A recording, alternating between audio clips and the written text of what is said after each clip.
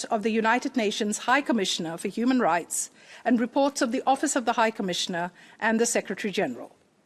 This agenda item will remain open throughout the session. It is an honor to address this Council on the occasion of its 15th anniversary, sadly a time of grave setbacks in human rights. Extreme poverty, inequalities and injustice are rising. Democratic and civic space is being eroded. Navigating a clear way out of the complex COVID-19 crisis and towards an inclusive, green, sustainable and resilient future will be the work of this generation of world leaders or their downfall. These initiatives and to ensure that they work together to deliver strong. The Secretary General's call to action in human rights is a blueprint that connects more closely than ever before the UN pillars of development, peace and security and human rights.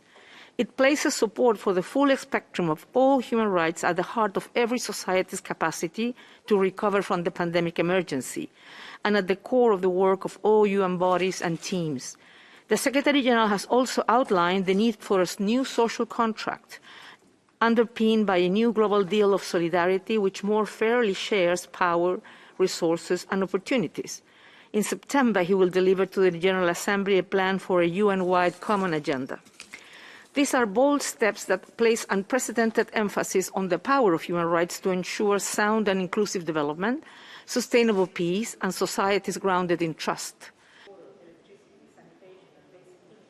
I want to emphasize two themes. Firstly, the call to action creates unprecedented leverage to deploy the force of partnerships across the United Nations. I am committed to ensuring that this leads to broader, better integrated and firmly evidence-based country analysis, unified advocacy and field-based programming that is better targeted and more effective because of its strong grounding in human rights. Secondly, the call to action underscores the need to approach civil, political, economic, social and cultural rights as a compelling and mutually reinforcing synergy. Economic and social rights and the right to development are universal rights. And civil and political rights are equally crucial to building inclusive, participative societies. Together, regardless of the country's wealth or stage of development, steps to uphold these rights create a powerful momentum of public trust.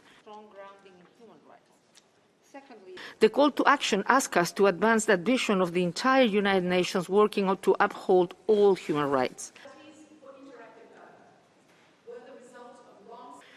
Excellencies, establishing a new social contract is about rebuilding public trust through stronger support for fundamental rights. It is vital to establishing societies in which policymakers place a priority on combating inequalities and promoting rights to social protection, to health, education and more. Those public investments in the legal commitment made by every state can be underpinned by macroeconomic policies that seek to maximize available resources, including through progressive taxation and curtailing illicit financial flows. A human rights economy requires transparency, accountability, and a broad space for social dialogue, scrutiny, and participation. For video